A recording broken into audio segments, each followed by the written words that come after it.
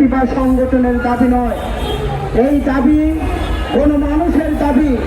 গত 17টি বছর আমরা বুকে কষ্ট নিয়ে বাংলাদেশের মানুষের অধিকারের জন্য সব সময় রাজপথে সোচ্চার ছিলাম, ভবিষ্যতেও থাকব।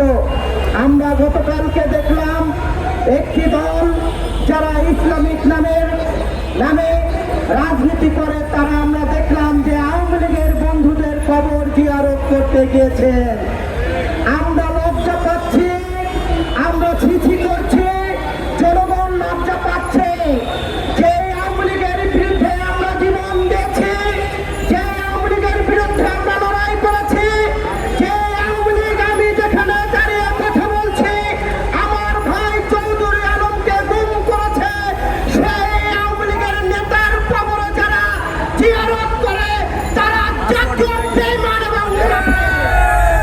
তাদের সাথে বাংলাদেশের জনগণ নাই। তারা ভোটের জন্য আকুতি করছে, আওয়ামী লীগের কবর জিয়ারত করছে। আমরা কয়েকদিন আগে দেখলাম একটি দলের আমির, তিনি বললেন প্রতিবেশী দেশ থেকে তাদের বন্ধু। আমরা তাকে বলতে চাই, যারা আমার বোনকে মেরে সীমান্তে ঝুলিয়ে রাখে তারা আমাদের বন্ধু হতে পারে না।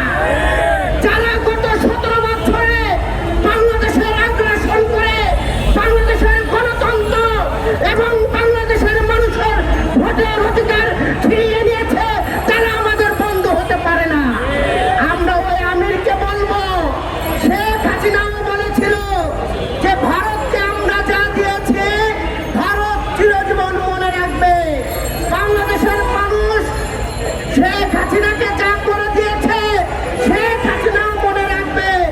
আমির সাহেব যতই বন্ধুত্ব করেন, বাংলাদেশের মানুষ আপনাদের সাথে নাই।